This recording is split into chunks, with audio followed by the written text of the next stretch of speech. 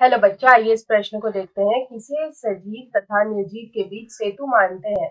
यहाँ पे बोल रहा है किसी सजीव तथा निर्जीव के बीच हम सेतु मानते हैं।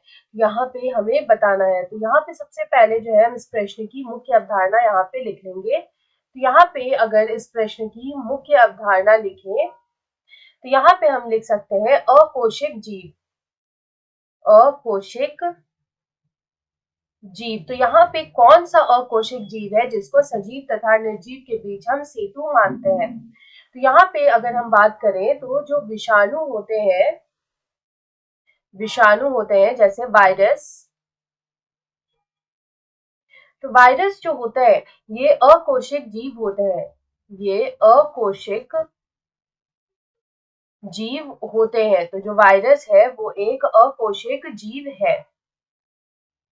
तो यहाँ पे अगर हम देखें तो जो वायरस होता है ये एक बार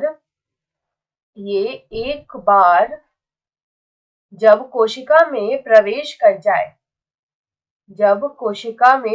कर जाए या फिर हम बोल सकते हैं जब कोशिका को संक्रमित कर देता है, या फिर जब एक बार वायरस जो है वो कोशिका को संक्रमित कर देते हैं तो यहाँ पे क्या होता है कि तब ये जो मेजबान की जो कोशिका है, तो यहाँ पे हम बोल सकते हैं तब ये मेजबान की जो कोशिका है जिसको ये संक्रमित करता है उसकी मशीनरी का उपयोग करता है। उसकी मशीनरी का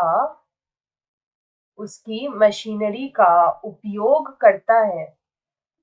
और यहाँ पे उसका उपयोग ये किस लिए करता है तो अपनी प्रतिकृति बनाने में करता है। यहाँ पे हम बोल सकते हैं कि उसका उपयोग करता है ये अपनी प्रतिकृति बनाने में।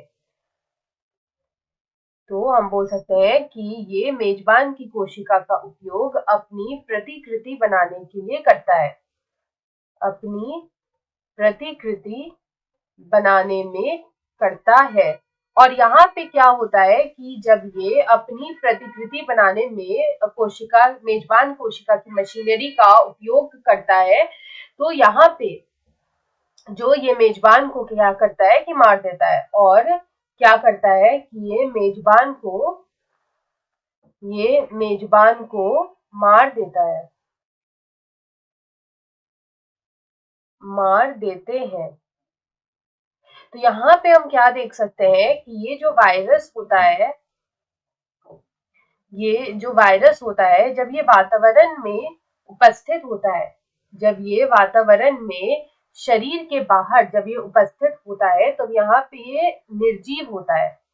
तब यहाँ पे ये निर्जीव जैसा होता है। लेकिन यदि अगर ये मानव शरीर के अंदर हो, यदि ये मानव शरीर के अंदर हो तो ये सजीव होता है। तो ये किसकी तरह कार्य करता है, ये सजीव की तरह कार्य करता है या फिर ये सजीव होता है। तो इस वजह से हम बोल सकते हैं कि ये जो वायरस होता है ये सजीव तथा निर्जीव के बीच सेतु मानते हैं। इसलिए ये सजीव और निर्जीव के बीच सेतु होता है। इसलिए ये सजीव तथा निर्जीव जो होते हैं उनके बीच ये सेतु होता